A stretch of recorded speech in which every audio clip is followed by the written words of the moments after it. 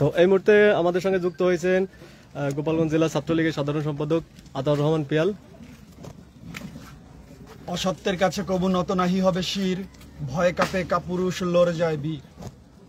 প্রিয় দেশবাসী, আপনাদেরকে জানাই হাজার বছরের শ্রেষ্ঠ বাঙালি, স্বাধীন বাংলার মহান স্থপতি, বাঙালি জাতির কাঙ্ক্ষিত স্বপ্নপুরুষ, বাংলার রাখাল রাজা, জাতির জনক বঙ্গবন্ধু শেখ মুজিবুর রহমানের জীবন ও যৌবনের উত্তাপ দিয়ে গড়া ছাত্র সংগঠন বাংলাদেশ ছাত্রলীগ গোপালগঞ্জ জেলা শাখার পক্ষ থেকে ও আমার ব্যক্তিগত পক্ষ থেকে রক্তিম মুজিবী শুভেচ্ছা। প্রিয় দেশবাসী, আপনারা জানেন 5ই আগস্টের পর থেকে আজ অবধি আমরা এই জাতি কতটুকু শান্তিতে আছি, নিরাপদে আছি, এটা আপনারা জানেন।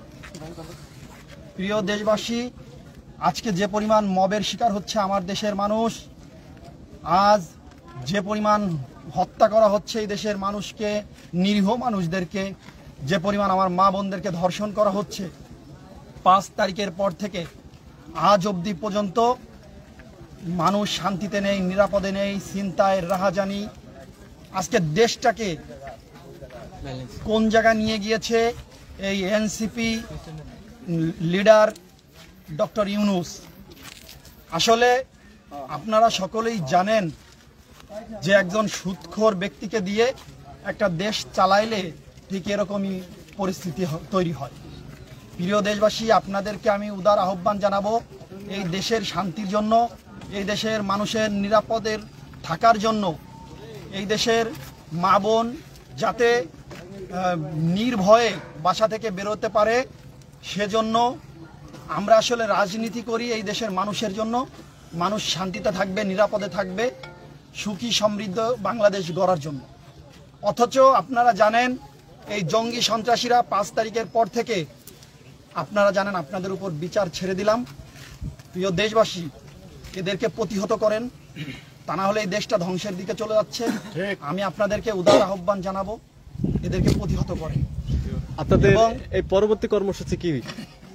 এর পরবর্তী কর্মসূচি আপনারা দেখেছেন আজকে গোপালগঞ্জে কি ঘটনা ঘটেছে, আপনারা সকলেই অবগত আছেন। বিশেষ করে আপনারা সাংবাদিক ভাইরা, আপনারা পুরো অবগত আছেন। একটা মানে সুন্দর শান্তির শহর এই গোপালগঞ্জ, সকলেই জানেন। এখানে অতীতে বিএনপি জামাত তারা তো ছিল, অতীতে বিএনপি জামাত, আমরা যখন আমাদের জননেত্রী শেখ হাসিনা ক্ষমতায় ছিল, আপনারা কেউ বলতে পারবেন না যে একটা বিএনপির উপরে জুলুম, নির্যাতন, অত্যাচার করা হয়েছে।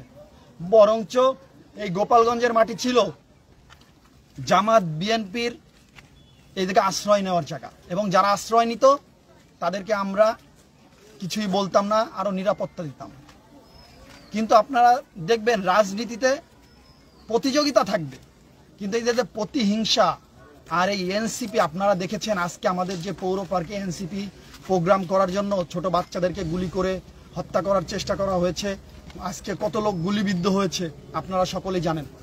আজকে কিভাবে প্রশাসন কি নেক্কারজনক ঘটনা এই গোপালগঞ্জের শান্তি শহরে ঘটিয়েছে, এটা আপনারা খুব সুন্দর করেই জানেন।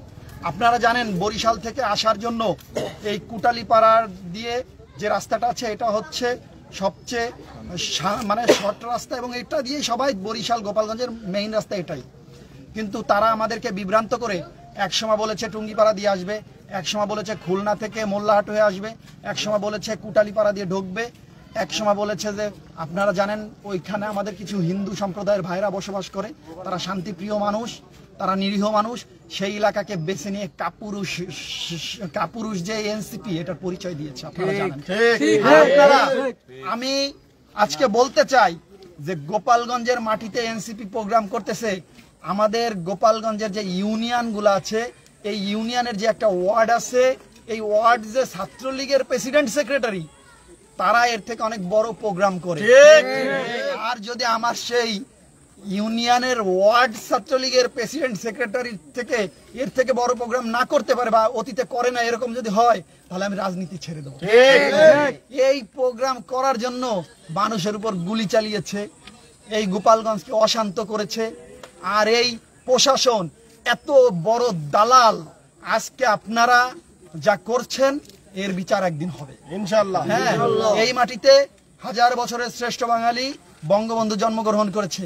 এই মাটিতে আপনারা জানেন একজন আল্লাহর ওলি শামসুল হক ফরিদপুরি রহমাতুল্লাহ আলাইহি জন্মগ্রহণ করেছে।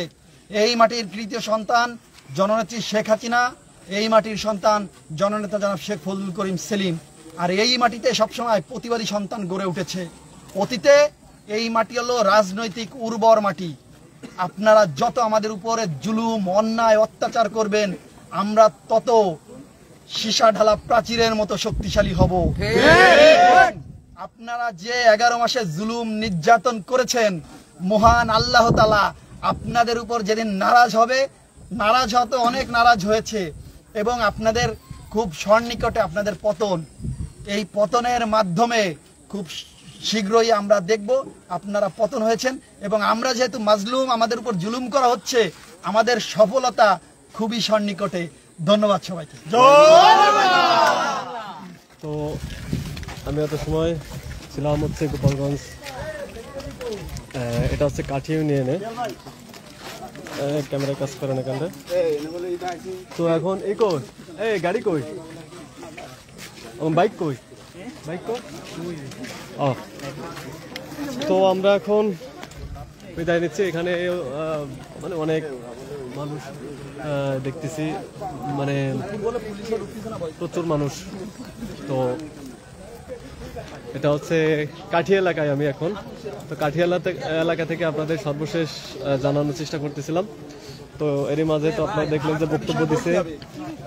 আরেকটা বিষয় সেটা হচ্ছে, আপনারা জানেন যে এই প্রোগ্রাম কয়জন মানুষের প্রোগ্রাম করেছে, তার জন্য ওরা কি সরকারি দলের লোক? এটাই তো প্রমাণ হয়েছে যে ওরা সরকারি দলের লোক। ওরা যে বলে আমরা সরকারি দলের লোক না, ওরা তো সরকারি দলের লোক। এটা আজকে প্রমাণ হলো।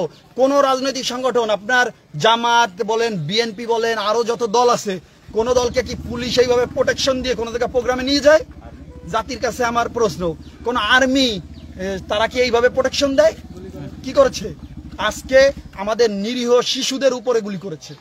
হ্যাঁ, এই বাচ্চাটার মতো একটা ছোট শিশুকে